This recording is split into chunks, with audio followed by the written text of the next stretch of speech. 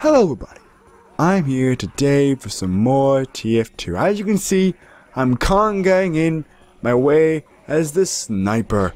Yes, I don't play the sniper that often, but when I do, I get body shots every time.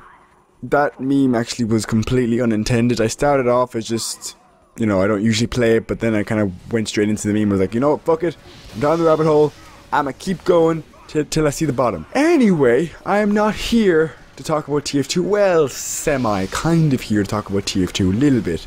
I am here today to talk about shooters in general. Well, both sides of the shooters. A war that has been waged on both sides has been fought for generations. And that war is, what's better? Modern shooters or old school FPSs? And the first thing I'm going to say, without wasting your time, they're not in the same league.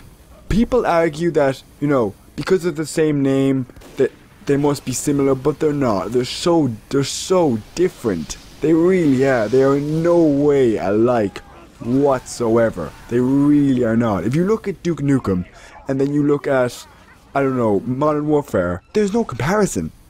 And there isn't like a no comparison of one's better. It's a no comparison of like, holy crap, one's just in a different league of comparison to the other. Like, it seems unnecessary to compare them considering how different they both are. And now that we're past that point, I will make some comparisons. And I'm probably asking Evan, what are you really considering to be modern and what do you consider to be old school?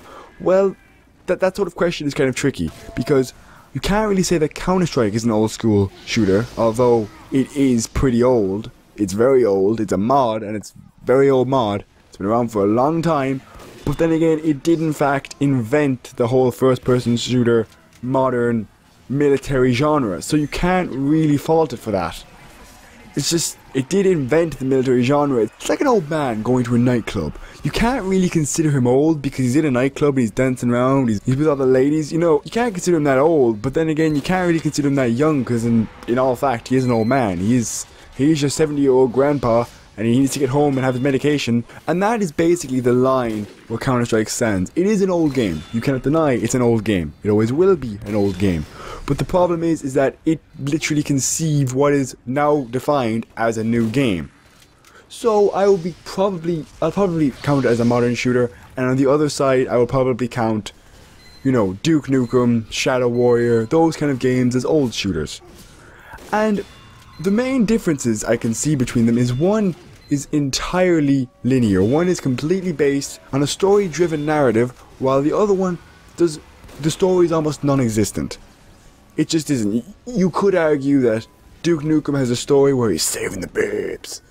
I'm not going to do Nukem impressions. I'm sorry. But you could argue that that's the story, but it's very, very loose and there isn't really much of a background given to it. But compared to Modern Warfare, where it's all given to you right there on the table, no hidden meanings, just telling you straight out, yeah, this is how it is, deal with it, pretty much. How linear they are compared to actually what makes them such a different game. Like, I consider it more of I consider the old FPS more like mazes than anything else, because it rewards you for looking in the nooks and crannies and finding big massive rocket launchers that you just blast people in the face with, and zombies and mutants.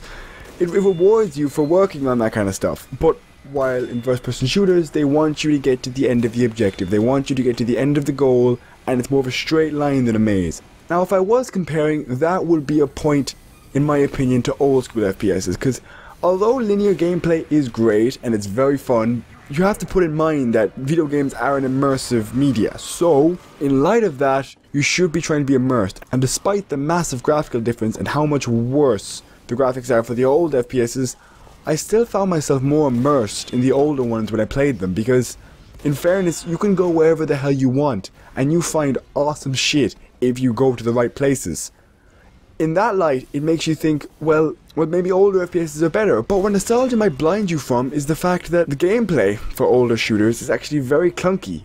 It's very broken, and I can't blame them for that because it was a different time. There was a far lower standard for gameplay and graphics, and there was a far smaller team. As in, like, Doom was made by, what was it, 2 guys, 3 guys? John A. Romero, and he's the only guy I know from Doom, but it was only made by a handful of people. It wasn't made by 300 people it took to make Halo 4, which, little fact, is one of the biggest costing first-person shooters ever.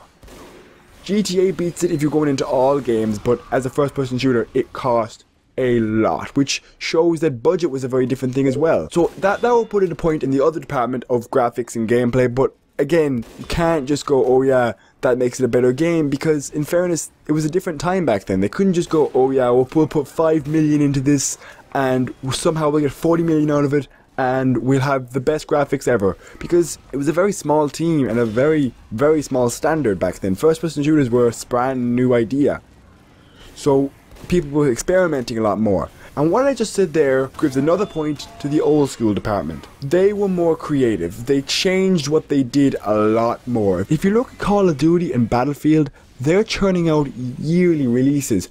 And you might think it's better that they get more releases, but it's purely a money grab because they're the exact same. If you look at Doom and Quake and Duke Nukem, although the gameplay and the actual graphics are quite similar, the games are so different. The ideas behind them are so different. So you can't just say they're similar because they are in no way similar. The final point you have to ask yourself is how much fun do you have in either one? And that, in my opinion, is what really defines them as different. Of course, the last 2 points I define them as different from different reasons, but this by far is the most obvious, with no question. Because they're two different kinds of fun. Honestly, I more enjoy the fun I have in Duke Nukem while I'm blowing up friggin' aliens with a friggin' railgun and it's just their heads are splatting everywhere despite the lovely 90s graphics. It's just the best. But you can't deny this, how satisfying it is to get like a Kill-tacular medal or to MVP in TF2. You can't argue how satisfying that is. It's more of a satisfying fun than it is an actual occupied fun. So to conclude, old school shooters offer a fun, satisfying experience blowing up bad guys, and obviously people want that these days from the Wolfenstein remake and the Duke Nukem.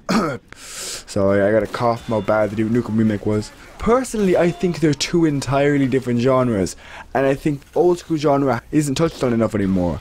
And honestly, I'm glad it's coming back, because it is actually a good competitor for military shooters.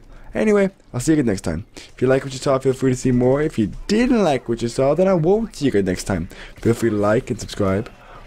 Bye.